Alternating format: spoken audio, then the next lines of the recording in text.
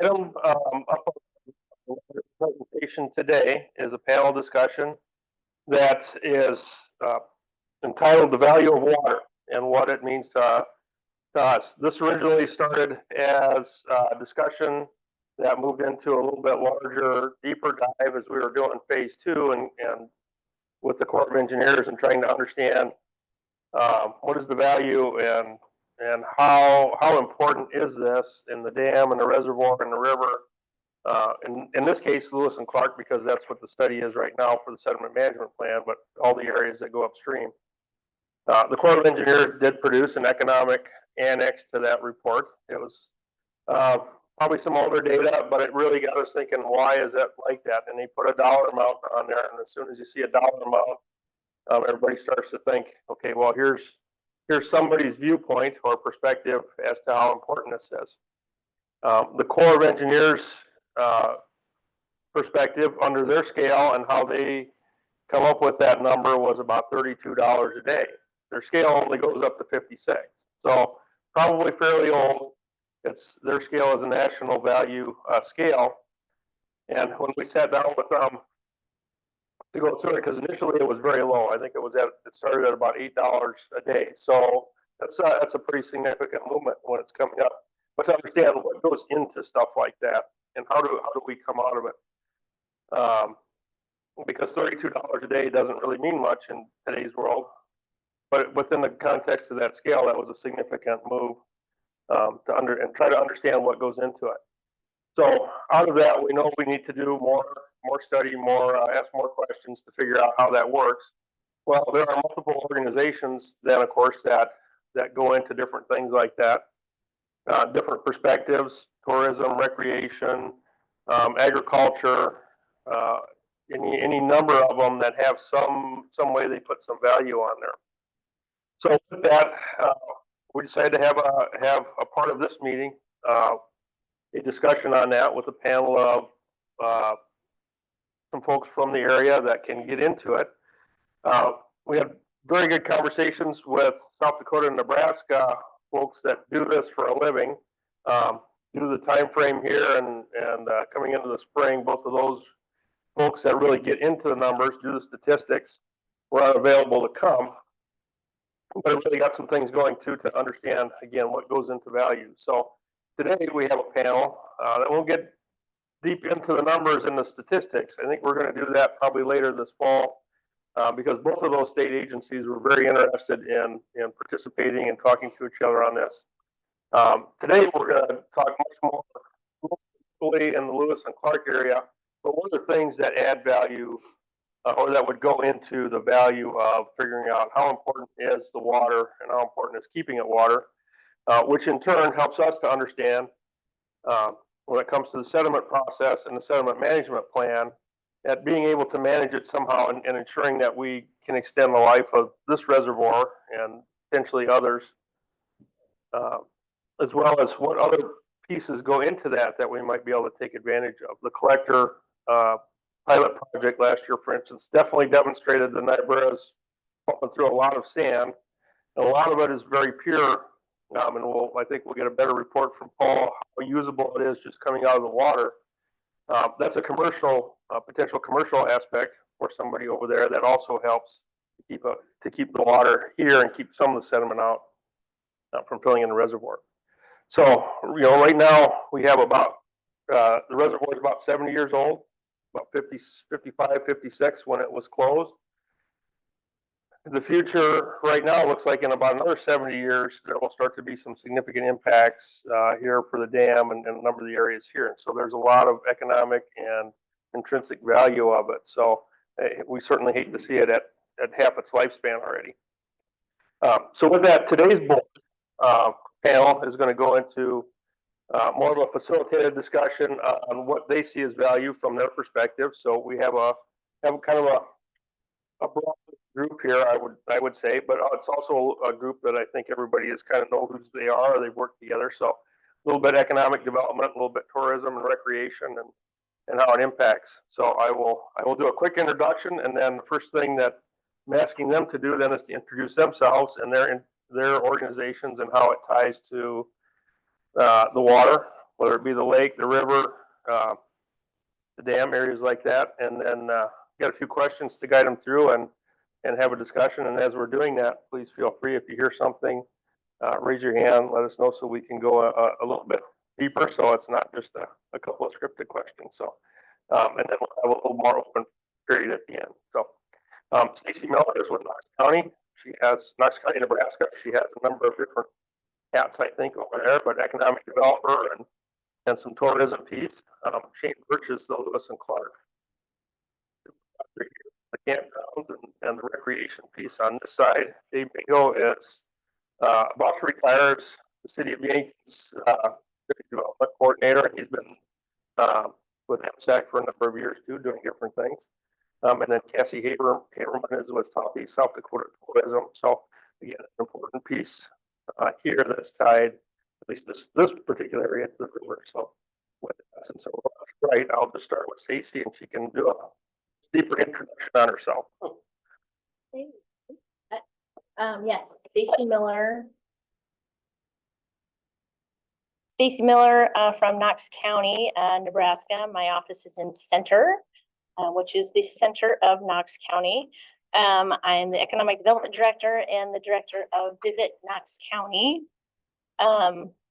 Knox County, in the tourism world, we call it a hidden secret because a lot of Nebraskans don't even know that we exist up here. So, and the ones that do know, they want to keep it a secret because they don't want anybody else coming up here. So we call it a hidden secret, but we're tourism heavy with the lake and Niobrara with the Niobrara Missouri rivers and the recreation.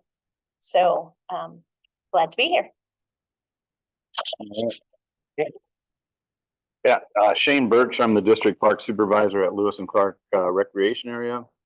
Our park district goes from Clay County Park by Vermilion all the way to Running Water. So we have both the river and the lake, about 60 miles along the lake and river. One thing, the park, Lewis and Clark Recreation Area, wouldn't exist without the dam.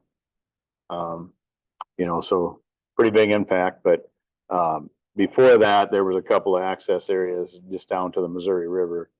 So, and I got some other stuff that we can go into later, but pretty big importance of keeping that water recreation is our #1 activity out there. Being trails would be #2, but it's pretty important. Dave. Dave Mingo, Community and Economic Development Director for the City of Yankton. I've been in that position for 31 years. As mentioned, retiring hopefully the 4th of July. Fireworks across the nation in celebration of my retirement. I have been told by my wife that I can't do a Paul Levistow sort of retirement. So it's going to be real. Lots of grandkids time. Yeah, so with the city since 1993, 5 years before that with the Regional Planning Agency, Planning and Development District 3. I've kind of got the Captain Obvious sort of statements on this panel from my perspective, because the city of Yankton wouldn't be there but for the river, having been there and being the first hard bank coming upriver for many, many miles, maybe all the way from the Sioux City area, was, you know, the last hard bank going down river. The water for drinking and irrigation purposes in the areas supports the city to a great extent. Recreation, as Shane mentioned, is huge. Flood control, although at Lewis and Clark Lake, Adams Point Dam doesn't really provide a lot of flood control on a national or regional level. It has impacted development in Yankton and west of Yankton in large respect, and gone a long way in shaping what you see out there.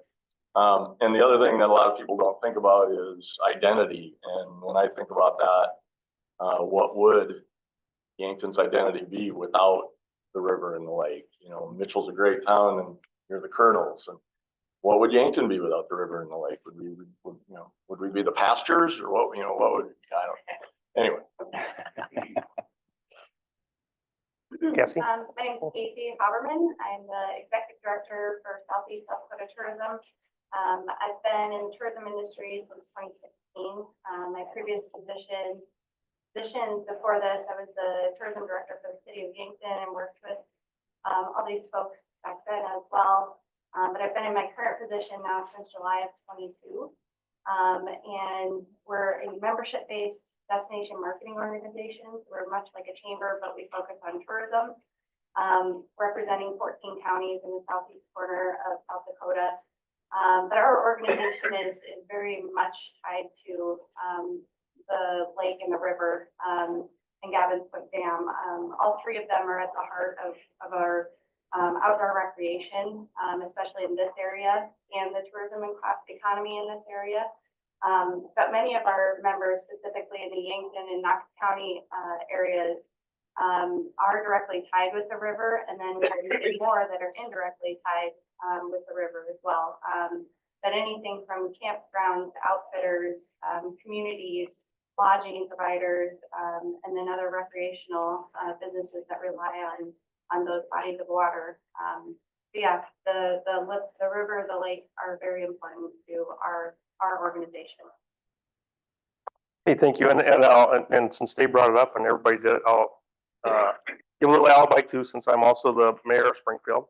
And so as they brought it up, the importance of the river. So Springfield, I recently was at another event where I briefed, and a completely different audience, by the way, where I actually changed the statement. Springfield was the only community ever on Lewis and Clark Lake.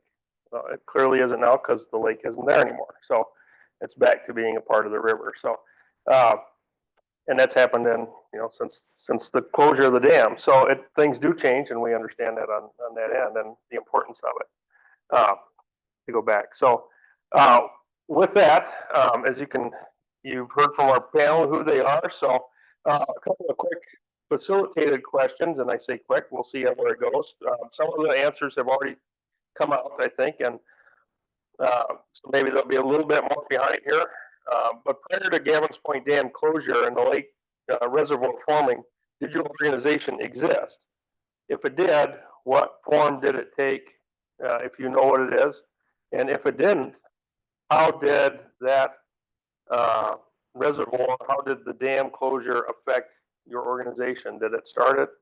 Is it a part of it? Again, some of you have already answered that. So I think I will start probably with Dave, because he pretty much answered that. So I'll let you lead off about Yankton's history and how tight it is, and with the riverboats and the things that date back to 1860-ish. Yeah. So if you could picture in your mind driving west on Highway 50 right now, you get a little bit of a minus the buildings, you'd get a little bit of a vision of what it might have looked like being on the river east of Yankton. It's pretty low ground. The river meandered through that area. It was even at a point you can see on aerial photos where the river meandered north up around where Hydro is in that area. And then as you travel west and you end up at the city, like I said, that's where you hit the hard bank after you get past Martin Creek, and that obviously was basically the reason that development could occur there. Early on, yes, City of Yankton was there prior to the dam being built. Early on, rivers were used for different things in large part than they are right now. They were used for waste removal and things like that. And raw water usage was much more extensive than it is right now. Drinking water and its availability is huge all through Yankton's history. So the river, thinking of it below the dam,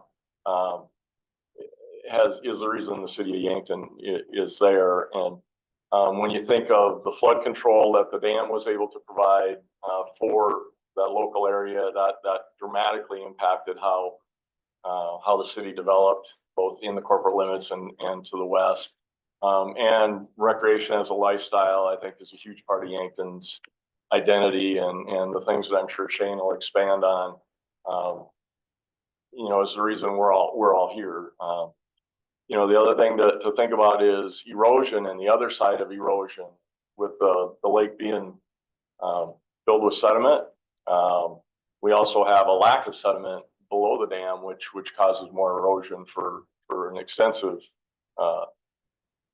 distance below the dam. So things like that to think about also when we're talking about infrastructure and the impact on the city's infrastructure. We've actually had some damage to our infrastructure and high water events that probably wouldn't have been as extensive if the sediment load was a little greater in that area. I'll contrast that now. I'm gonna go over to Stacy, because you're on the other end. Yankton was here, but so is Knox County has a number of communities that grew up on the river, on the lake. Say, Phil was the only South Dakota town on the lake, but Santee was clearly there at the time. Niobrara has been up there. So how about Knox County and how was it impacted before the dam? Well, for the dam, Niobrara was moved. The town of Niobrara did move before the dam the first time, and then it has since moved. It's in its third location because of the sediment. But Knox County, I love to refer to the sand hills where, everybody that they have keyed the term of tanking down the Niobrara River, and so many people are confused with Niobrara River and the Niobrara town, that we're not able to do that at Niobrara. That as that river runs through the sand hills, it brings all the sand with it, and then we get to keep it all. And so it has, yes, affected dramatically our Niobrara, the town, and the county, and with the floods. But still, it is a draw for recreation. People still come there to enhance their quality of life. And at the lake, the economic value, the houses that are being built there is astronomical. It's just all the time there's buildings going up, and so the loss of the lake would be detrimental, but it has a great economic value to the whole county, and the tourism and the tax revenue and lodging tax and all of that. So recently I was, again, this other group that I visited with, I represented to here a couple weeks ago, doing some research into that.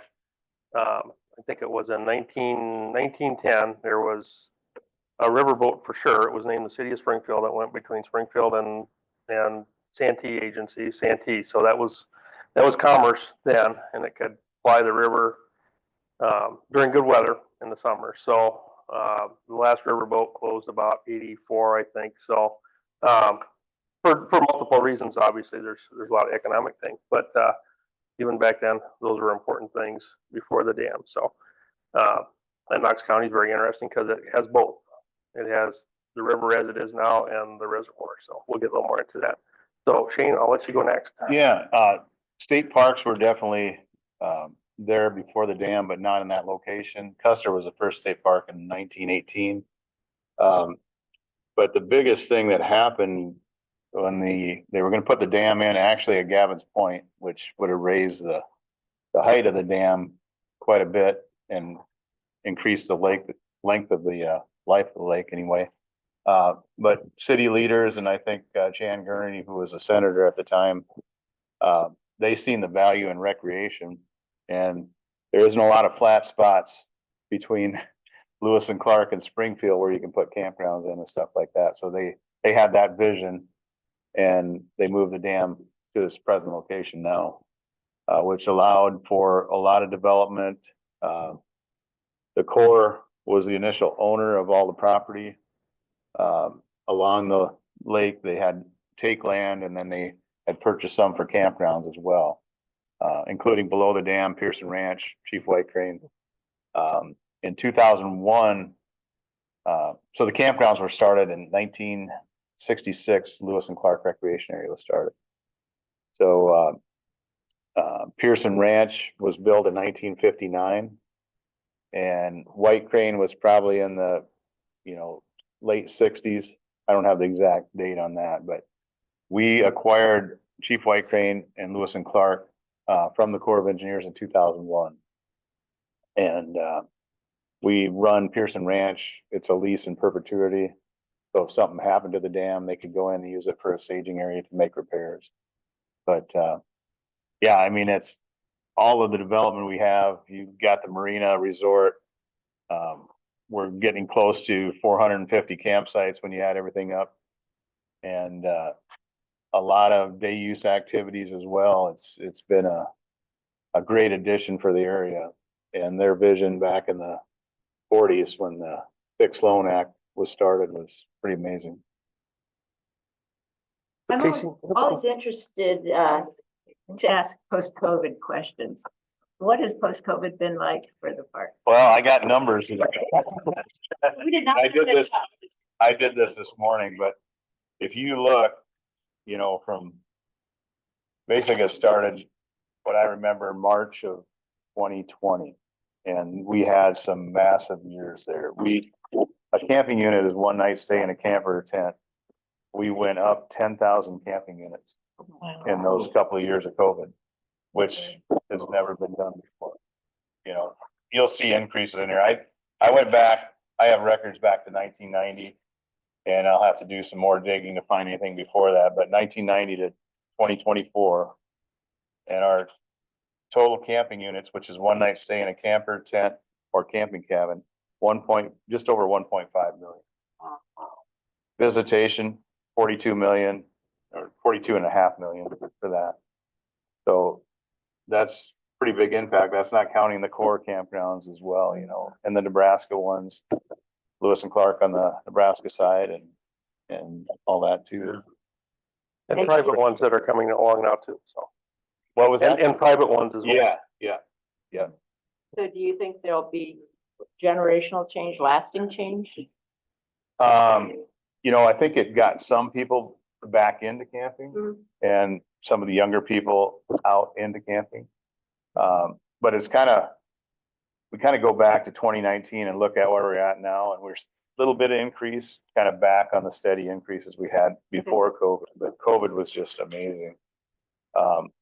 You don't hear that a lot. You know, No, so just amazing. you gotta look for the bright spots and everything. Yeah, that's right. That's the bright spot. But it was a struggle because at first we couldn't open our Right. shower buildings and stuff, so it was a challenge, and we couldn't hire staff, but you know, everybody pitched in and helped out, and we had volunteers came in, and it was a challenge, but yeah, for park use, and it was great seeing people outside, because that was one place they could go and, you know, feel free that they're not going to be around other people, you know, stuff like that. But there was a lot of large groups like reunions that still existed, so I'm sure they passed COVID around. But Did you bring some to hand out? yeah, I printed 12 of them off, so I don't really. a couple more to send out. So Casey, your last, did your organization exist before the dam or some type, and how might it have looked back then?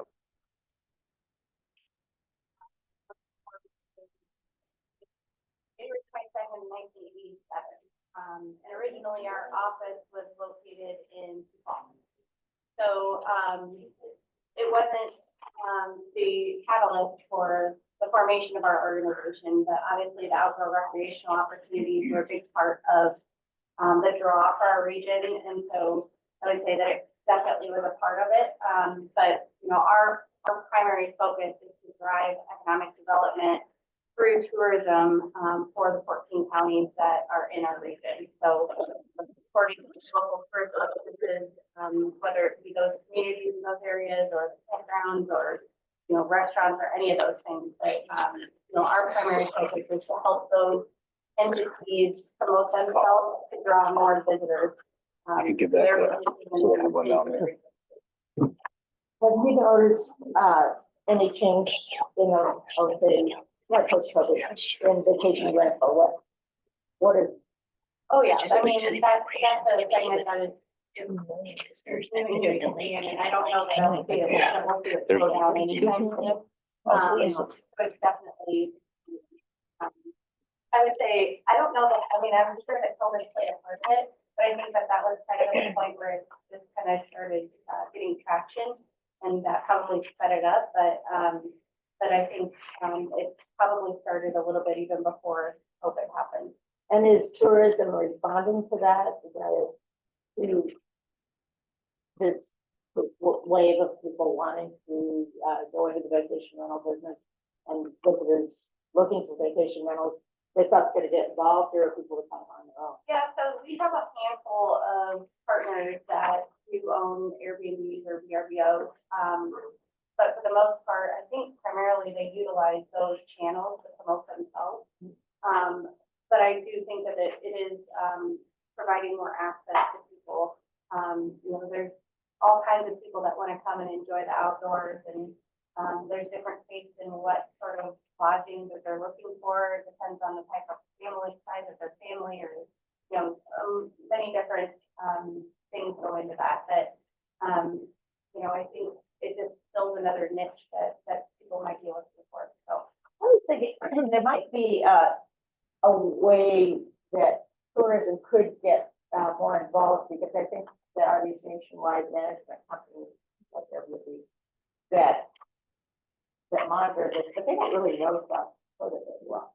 And so maybe South Dakota should reach out and provide input, you know, do some of the you're nationwide. talking about like on a national level? Yes. National stuff? I work with, involved with Airbnb and Verbo and Supervisor, so on. And I had an experience where I noticed they weren't charging, they were charging low rates during pheasant season, and I was like, excuse me, but it's pheasant season in South Dakota, they did not know that. Right. Yeah, I mean, we aren't in the business of helping businesses like that to, you know, make like fix their pricing or anything like that. No. They said, what we primarily work on is just helping those businesses promote themselves. So yeah, I think there's definitely opportunities for us to work more closely with some of those businesses that sometimes it's a challenge to get in touch with all of them because there's just so many, you know. So that would be, I think, the hang up for us. You know, our staff is relatively small, and I'm the only full-time person, and we represent a pretty big swath of, yeah. So that's kind of the challenge for us with that, but we would absolutely welcome more VRBO and Airbnb, those vacation rentals to partner with us. Yeah. So thank you. That was a great discussion, so I'm gonna keep it going a little bit because there's a number of things that were mentioned. Southeast South Dakota, I think, has taken over as the #1 forest region in South Dakota, right? Okay. So I think one of the things that was on the news or somewhere that I saw is a definition of a tourist. What does that make? It's somebody that travels more than 50 miles to go something. So on Monday, when I go to a VA physical in Sioux Falls, I'll be a tourist because I'm from Springfield. So going down into the panel, that as you talk about other folks and their attraction to come here, define what a tourist is. Is it somebody that's never been here before? Is it somebody that returns? Is it somebody that was connected here that's coming back? I mean, how do you all look at that? How do you see that from your different organizations' perspectives? You can go ahead, go first. A visitor in our world is the one that travels more than 50 miles. And that was one of the things that popped in my head, Shane, when you were talking about the number of daily visits. So it's 42 million, but that doesn't mean that those are all individuals. You know, that could be repeat visitors. Yeah. Even visitors that come from the community of Yankton and that kind of thing. So, you know, another situation where we had someone asking that type of question was like, for instance, Empire Mall welcomes over 7 million visitors a year.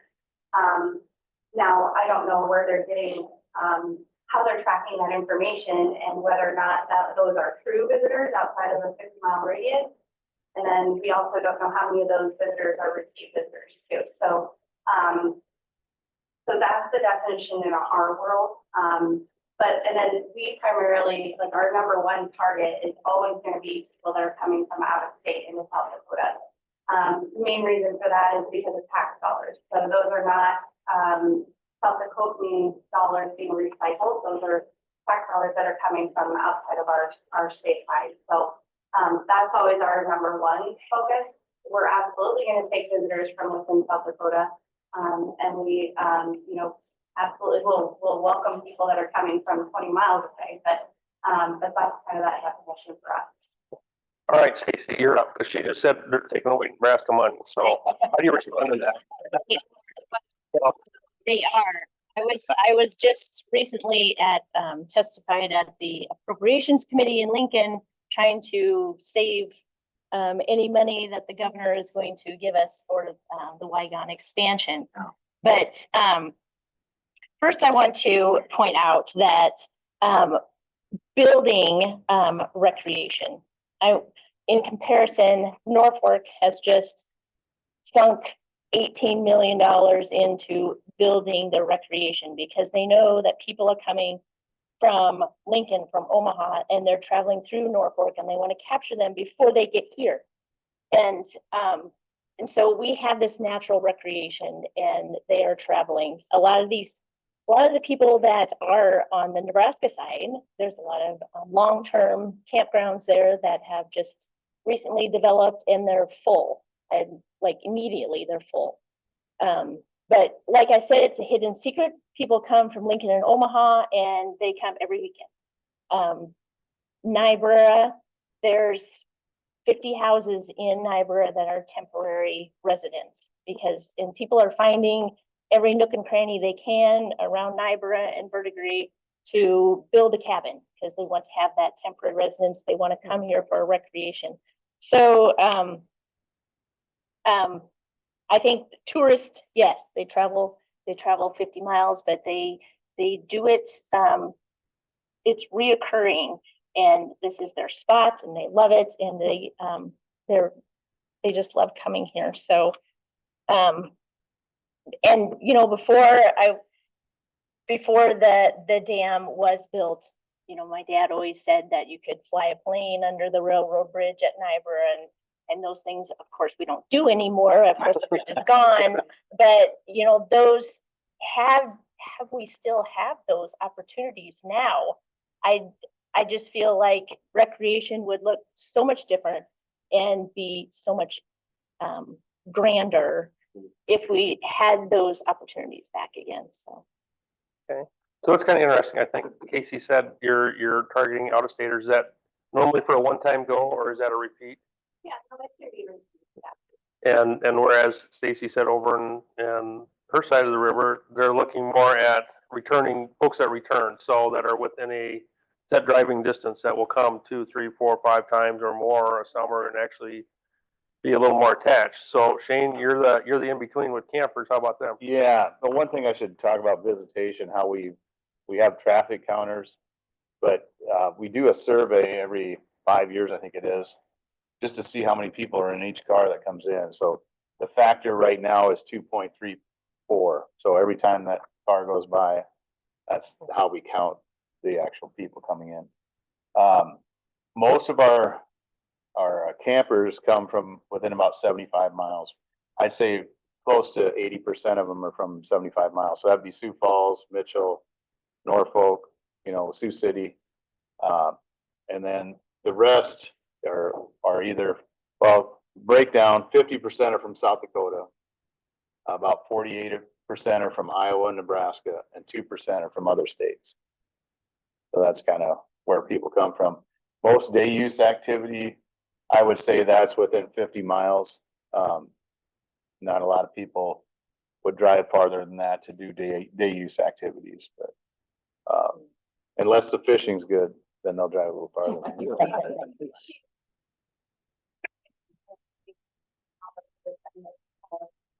Influx in the private campers around the area. Yes, I would say there's probably a little more boating pressure, because maybe half of those people have boats and there's, right now it's like 1,200 private campsites, including the Meridian campground that's across the Nebraska side from the bridge. But yeah, a lot of those people are coming using boating activities, a trail, those type of things in the park as well. So, and a lot of those are connected to the trail, so they can hop on and get right to the campgrounds too as well.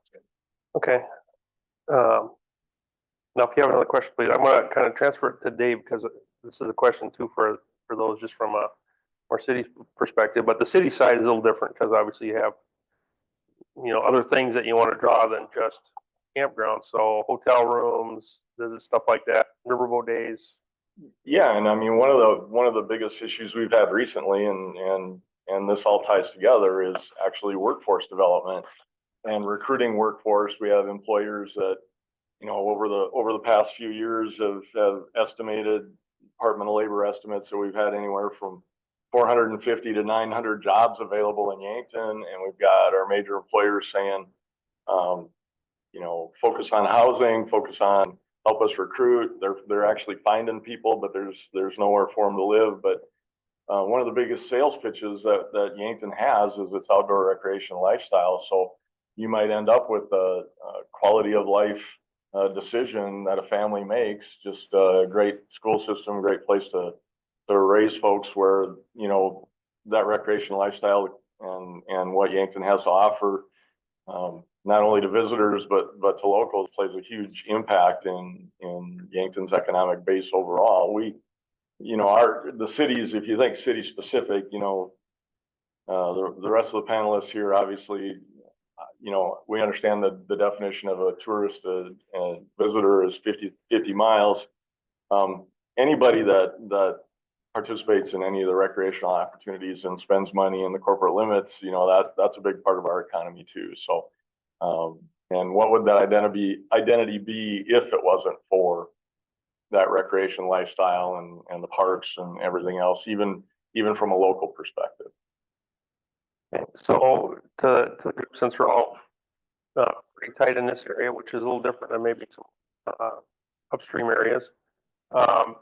Yankton's a regional draw. Obviously, they've just had some real good success coming with some additional retail outlets, things like that also draw folks in. So I'm going to ask Shane a question because of Springfield specific one, because I saw a number here this last week on the state campground in Springfield.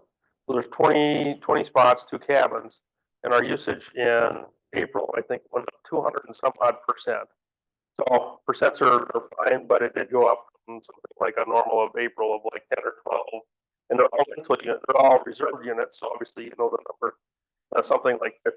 I think a one fishing tournament, one golf tournament, and they're both on rainy days. So I don't know how that impacted that, other than looking at it and saying, well, that's, if that's 56 people coming to a small community, that's pretty significant. So to kind of circle around, then Yankton has the bigger draw, more retail coming. Does that impact across the region, I guess, if we want to call it? If folks come, if somebody comes from Omaha, Lincoln, do they come into Yankton even if they're upstream a little ways? Is that a part of the draw, a part of coming, because they can be close to something and have the water recreation that we're kind of talking about here, but also have McDonald's? Yeah, I mean, it's only, 25 miles or so from Springfield to Yankton. So a lot of people, like when we have a big events in Yankton, riverboat days will be full, and that'll in turn fill up Springfield, because that's pretty close to go. A lot of times, we always suggest that if we're full, most weekends we're full in the summer, we tell them about Springfield or Clay County Park, which is 30 miles the other way. So yeah, and Nebraska. Yeah, we'd always tell them about Nebraska. Don't. So Casey didn't hear that. So Shane mentioned events, and that's a huge part of Yankton's success in drawing some of the bigger events. Is, people are always looking or thinking about what else can they do when the soccer tournament, isn't when my kid's not playing in the game, or the softball tournament, or basketball, or whatever, and having the availability of the outdoor amenities that we have right now plays a big role in being able to land those tournaments for those associations in the community. And yeah, fills hotels, has a huge economic impact on the entire retail sector, up and down the line. Can I make a clarification Yep. too? So we are Southeast South Dakota Tourism. However, we also partner with members across state lines. So Knox County is a member with us. We have Lewis and Clark State Park, Ponca State Park, Niobrara State Park, several restaurants and businesses on the Nebraska side, Iowa and Minnesota. So it's not, because we know that when visitors come to a destination, they don't see borders. They want to know what there is in the area. And so to Shane's point, you know, if you're full, so, you know, Springfield and Lewis and Clark are going to be their closest options. So we've definitely all partnered together and try to bring people to the whole area, not specifically to South Dakota. Okay. So Stacy, you brought up that, I think I cut Mary off, but you brought up you were just down in, I cut her off twice. Keep cutting. That you were just down in Lincoln, obviously the Star Wars project, and yet I think primarily Wygon probably, but to expand there. So that being said, then what's the future? Why is that so important to get more things there? Because Wygon's going to add primarily the marina, right? Is the thing, but then other things would get added on. So why is it so important to do that, or what do you think it is, or perspective? Well, And- the original Star Wars plan was Knox County would get 76 million, and now we're hoping we're going to get 40 because the governor keeps making all of those sweeps. So it would just be for the expansion of the marina it was supposed to be from 120 slips to 500 slips now. It's probably not going to be that many. We don't know how many it'll be, or if we're even going to get the money at all. They're just doing a lot of arguing right now, so we don't know what's going on. But the hope is it's a snowball effect. That marina will expand. Pop-up vendors will come in, businesses will start, and more. It'll just have a ripple effect of more economic value coming into the Nebraska side, because we know we're losing a lot of people to South Dakota because South Dakota has more amenities than that Nebraska can offer. So we really need to work on that on the Nebraska side. And for years and years and years, we have always tried to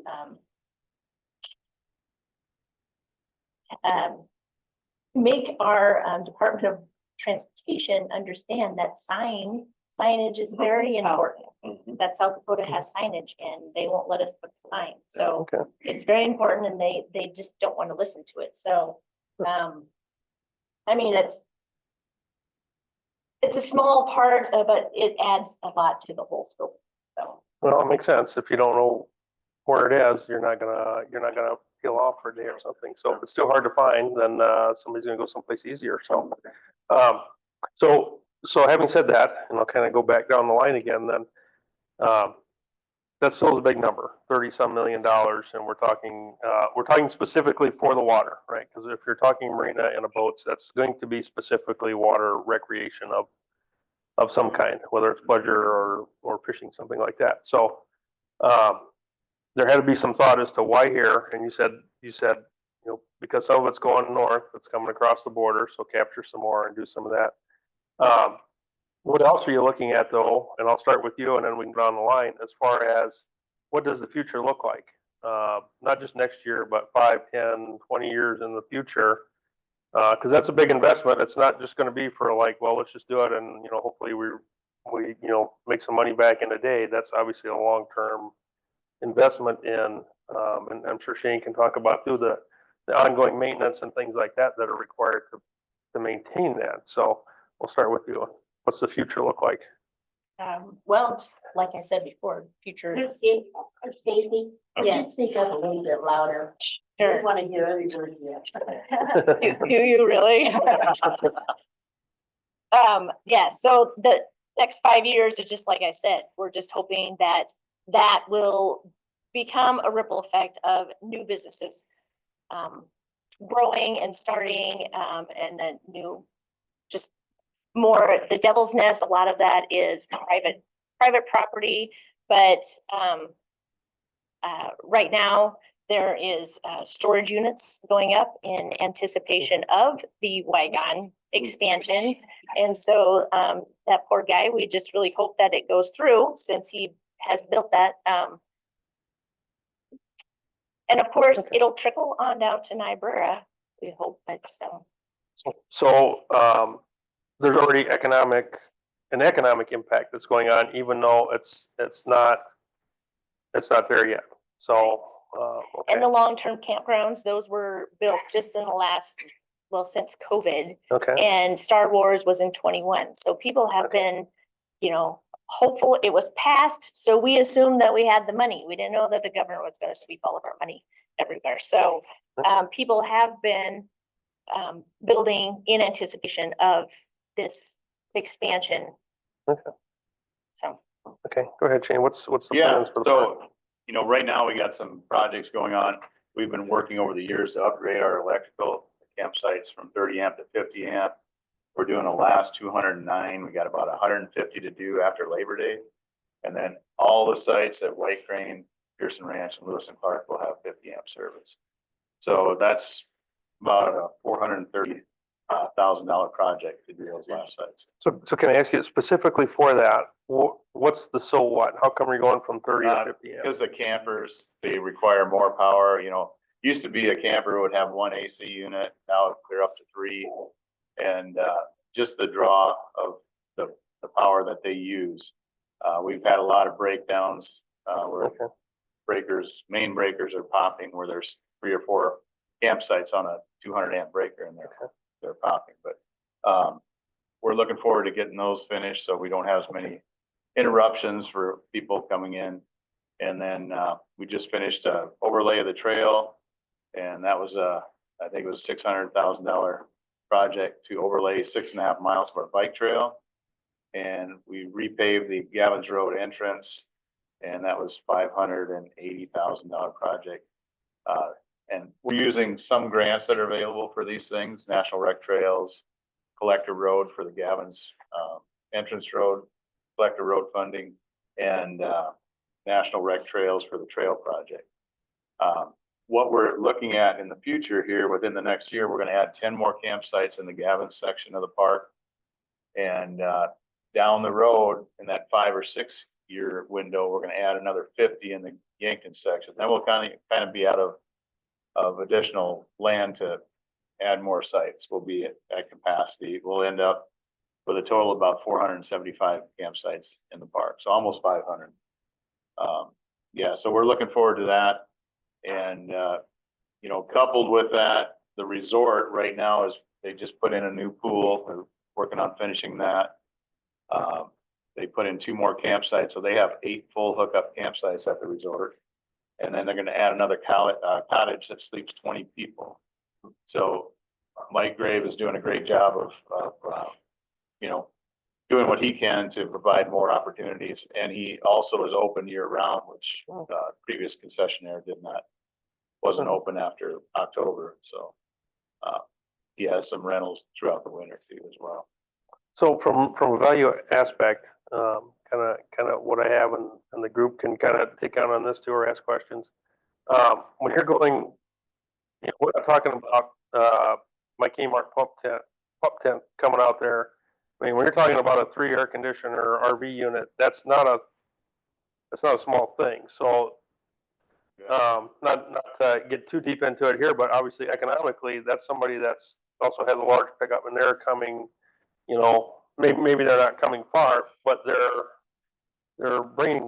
closer to bringing home with them than some of the other things. So do they, in order to facilitate that, that brings more things with it, right?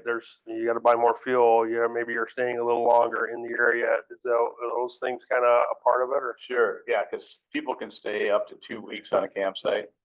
So, and we get a lot of those from Nebraska and Iowa that are retired, along with South Dakotans that like to do that. And so, they're staying a while. They're buying groceries and doing other shopping in town. And then one thing I didn't mention is the development of the private campground. So you have that along with a storage shed, which we got more storage sheds. I've lived here since 2001, and I don't know how many have been added, but I know it's been added a lot. So kind of to help the group and to help everybody here, what's the deal with the storage sheds and where is that? Yeah, a lot of them are keeping their campers in there or boats. Okay, That's the number one reason, especially the ones by the lake. In town, you know, there's a lot of residents that are in apartments that need storage. okay. There's always that stuff that you might use someday. People have more toys. Yeah, Yeah, but the things you're talking about, when you're talking about storage, it's not a one stall garage kind of Yeah. thing. You're talking these are good fairly large. size ones that are, you know, 40 feet long and stuff like that. So you're actually putting a camper in multiple boats or other things. Yeah, in that's there. really affected the development out there. I know. Was that kind of And a Dollar General is going in.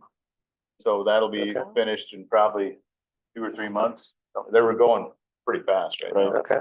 Yeah. So is that, and Dave is probably the guy to answer this the best. So is that an economic indicator that things are positive? I mean, when you see a storage shed go up, that's, for 14 by 50, is that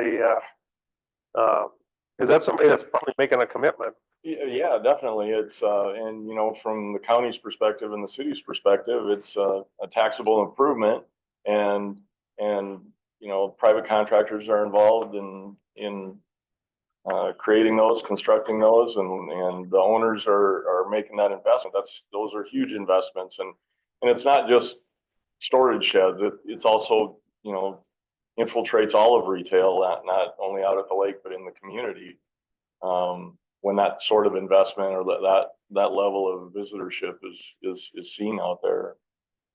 You know, any business that's talking about expanding in the city, even of Yankton right now, is calculating the impact of those visitors or that activity on what their business model. So big impact. One thing I should mention too, the marina, they're upgrading all their docks, putting new docks, and they're 90% done. And that was a big investment for the marina concessionaire to do that. A lot of the other docks were built in the 60s. It was needed to be done. So they added more slips. They went from roughly 400 slips to 486, and then 99 jet ski slips on top of that. Okay, so if we work down the line, that's right. She asked about a waiting list. I think Yeah. they do have a few larger slips open, but most of them are filled. Okay. But a few larger slips left for the big boats. So from a very water specific perspective, so you have almost 500 slips. You're getting there. Just those are just, and those aren't 12-foot John boats. The Wygott Marina is clearly, even if there's a couple hundred slips, you're talking about 700 boats. The lake has shrunk, come up about 5-6 miles, certainly since its inception, and we're creeping a little bit more. So the value of doing that and maintaining as much of a navigable lake, and potentially up, do you see that as being a very important piece to this? Or is it just going to have a wear out date, and 20 years down the road, if folks can't get around, you just say, okay, well, we'll just move to a bigger reservoir? Yeah, I think it's very important to keep a good sized lake there, because you're looking at probably over 1,200 boats out on the water on a Saturday and Sunday, a nice day. Maybe a little more than that, but it's a lot of boats and they need some space to operate. So. And they need gas, and they need some other things too. So that would certainly be an impactor to. This is all Nebraska has on the Missouri River, so that's downstream.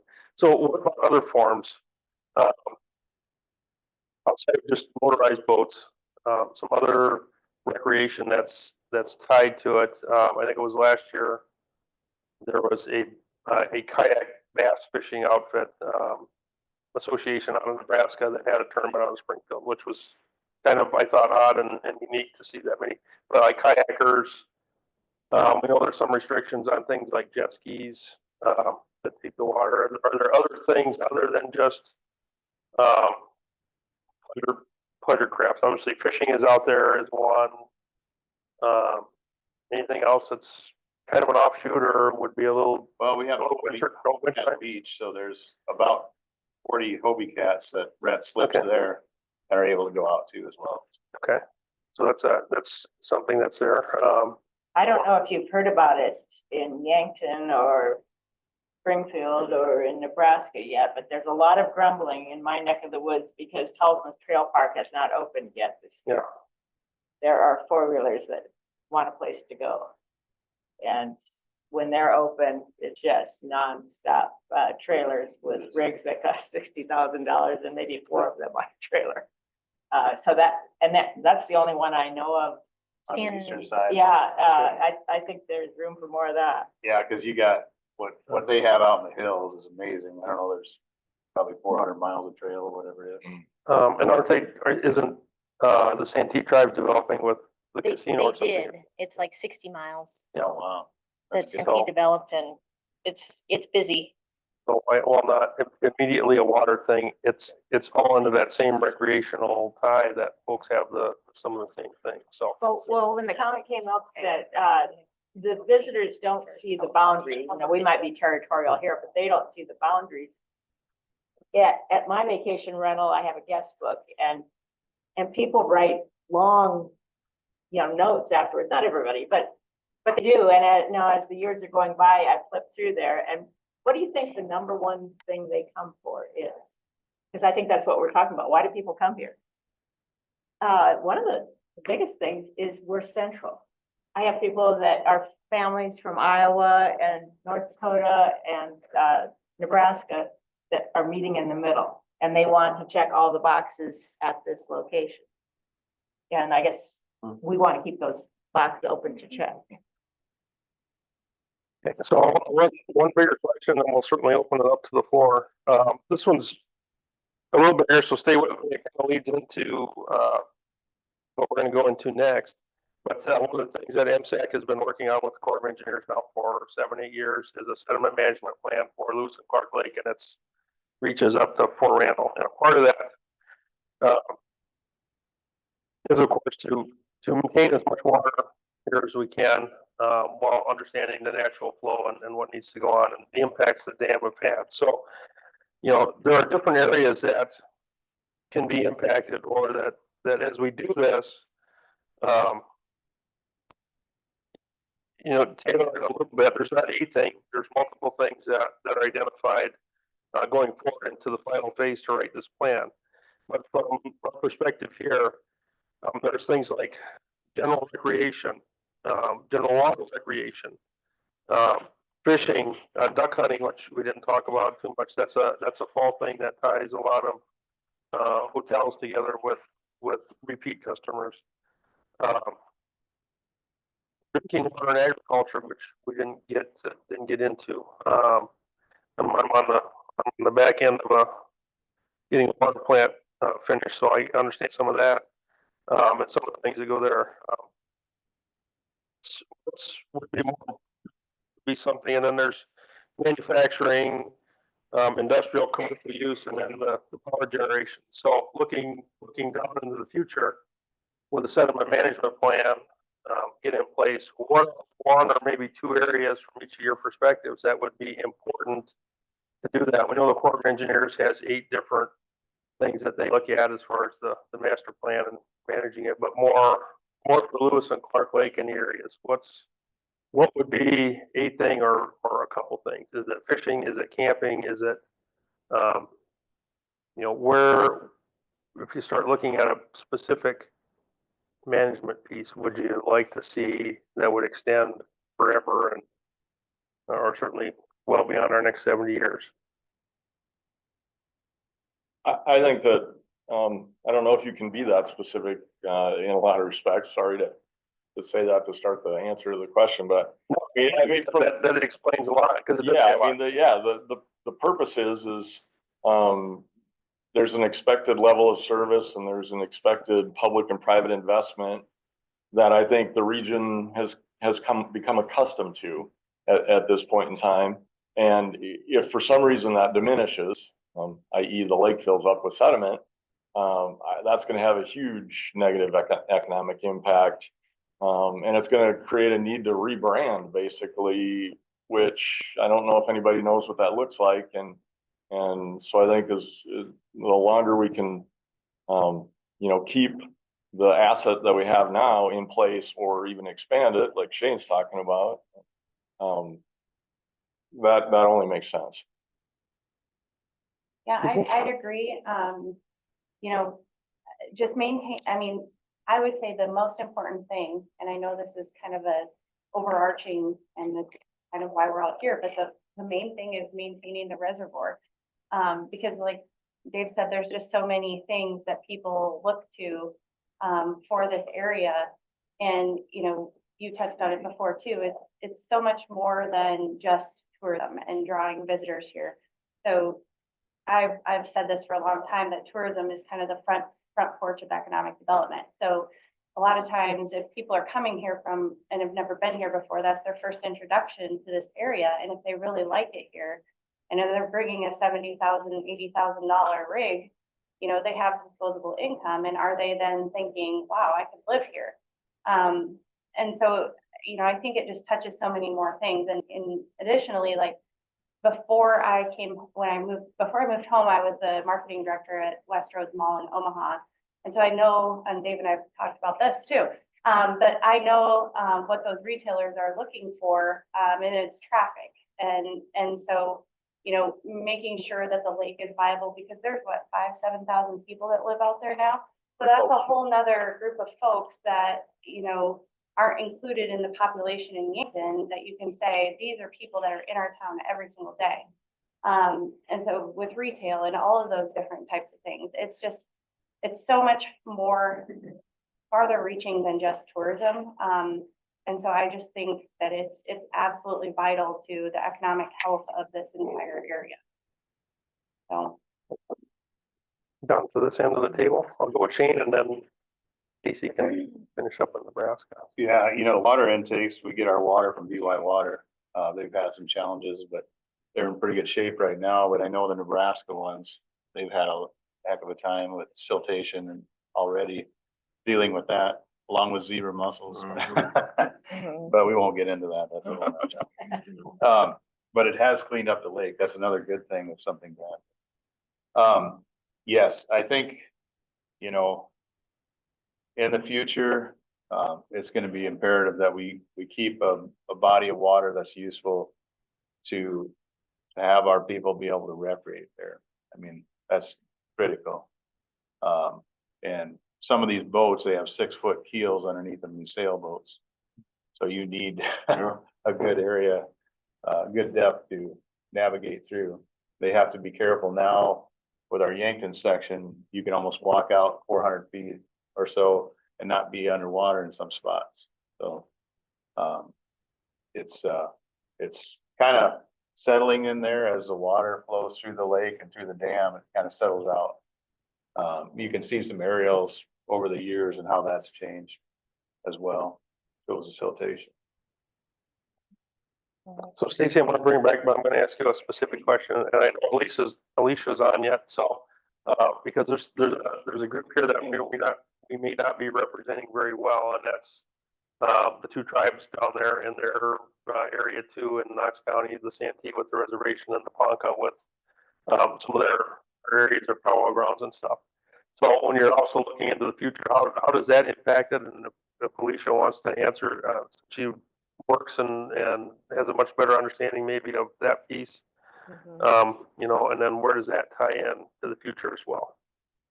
Well, I think when you think of the lake, you think recreation, and Casey touched on all the things that from that, but we need the energy that dam is producing as well. I mean, there's going to be an increased need for electricity, and so we need that dam to be functioning and working. But the water quality issues, like Alicia can talk on at the lake, they're trying to mitigate their water issues. Santee has big water issues that they're trying to work through, but and at Niobrara, I mean, at the last meeting, I just pounded Paul with all kinds of my crazy ideas of what can we do with this sand to get it out of here. And We had a lady there after the flood from Indiana, and she said that we can blow up the sand and it can make glass igloos. I said, great, let's do it. Let's blow up all the sand. But apparently the fish and the birds won't like that, so we can't do that. But it just, anything that we can do to save that lake, and it starts above, so. Alicia, I don't, or Lisa, I don't know if you wanted to add anything on, kind of from the Santee perspective a little bit where you work, just to make sure that we get that covered. Yes, I sure can, Scott. I mean, Stacy knows this area just as well as as I do. We both grew up here. But I think a lot of it for the tribe itself is the fact that we've lost a lot of land over the years because of the Missouri River and embankment encroachment. We now have an enormous amount of backflow that comes into all the tributaries off of the Missouri, the Niobrara and the Verdigris combined. We're filling with sand, it's pushing back. A little water causes a lot of water issues. We don't have the best water quality in some areas. E. coli is a big issue for us.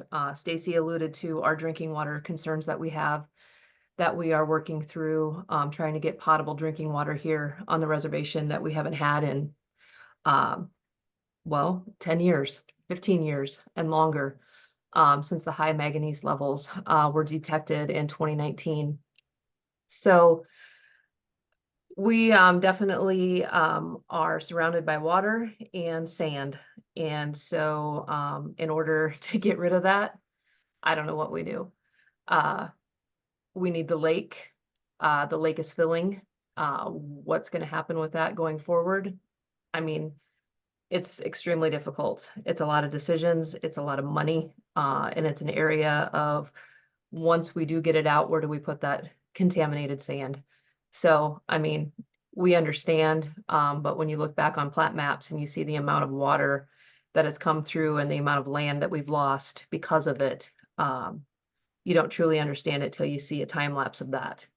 So I guess that's why we have taken such an interest in the Missouri River Sedimentation Action Coalition, and became a member and got on the board of directors for the reservation, is because it's extremely important for us to be part of this and to keep moving forward and keep working with Paul and the Army Corps and trying to figure out what we can do. But I mean, I don't think anybody has any wonderful solutions that'll be an overnight success, but we definitely struggle with it. Every year there's more and more. That's actually kind of a good segue. I'll transition because Frank's got his hand up, but I do just want to bring this together. The panel, mostly talk about, we hit tourism and that, a little bit of quality of life.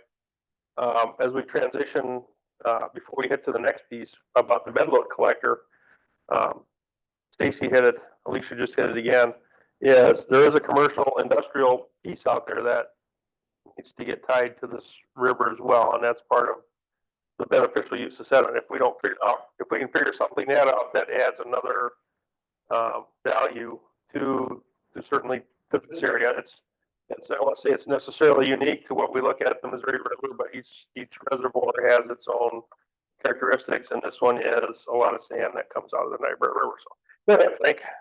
Okay, being it was our 45th anniversary, we came back this year, and we started in Verdigris and took a romantic little drive on the west side of the Niobrara River. And any of you ever done that, that's a tremendous, beautiful view of the Niobrara River, really nice. Today, we were a little late. We had a medical, we call it hook trimming, where they clip my toes at the hospital. And we had a little brain session there with some people there.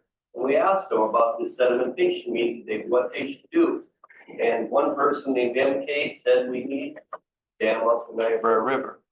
And I've always probably been against that in the past, but the thing has gotten so out of hand with sedimentation that maybe you need to look at that and to look at the dams And that was that person's idea, to be a series of sedimentation collecting beds, dams, starting near Valentine upstream. And number two, increase the seeding of grass biofilters along the Niobrara River, reduce the flow of sedimentation into the Missouri River, and work with the NRCS in Nebraska as they have done in the past. And then, of course, provide easy kayak access on either side of the dams, and possibly using the water for irrigation, and the sand, that's, as Scott said, is the big issue.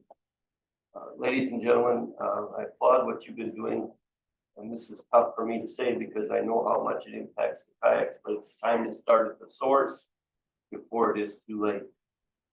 And there was a study years ago, and I know it's out there somewhere. One person does enough damage and erosion as 8 cattle on rivers and on sedimentation. So not against kayaking or anything, but that is a major issue with sedimentation since that dam went out, and I'll leave it at that. And thank you for your time. It's a tough thing for me to say, but so many people have come up to me and said, you know, that's the answer, is to figure out a way to dam that up and stop that flow. Thank you for your time. Or anything you want to throw at the panel that you've heard so far today, or? Well, I was just gonna follow up what Frankie said, and that was, we did have a dam project called the O'Neill Project for the Niobrara River 40 years ago, and the environmentalists killed it.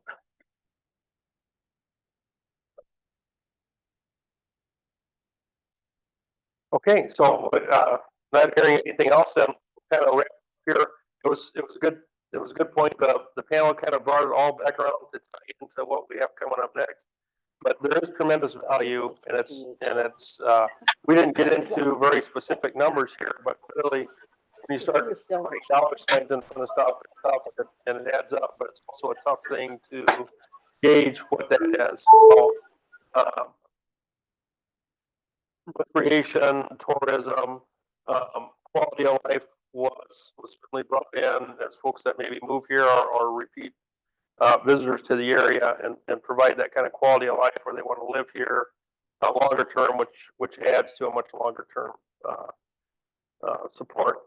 But then bring it to the end is, okay, if we're going to maintain it and maintain the reservoir, then we clearly need to remove some sand, some percentage, to get it back into equilibrium. There's a lot of it, so we have to do something with it.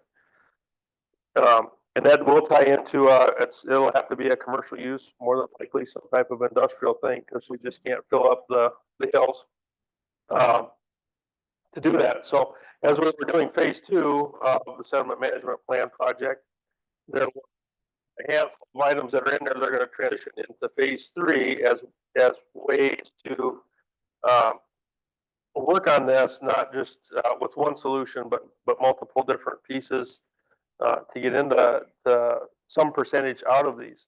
Well, one of them, as it turned out, we were able to do last year, which is a bedload sediment collector, and we were able to do that in the Niobrara River, right outside of Niobrara.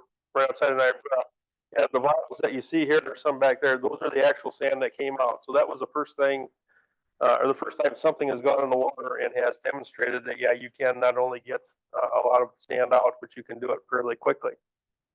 So to do the second half of our main program today, we have Paul White, who is the lead engineer for this out of the Corps of Engineers office in Omaha.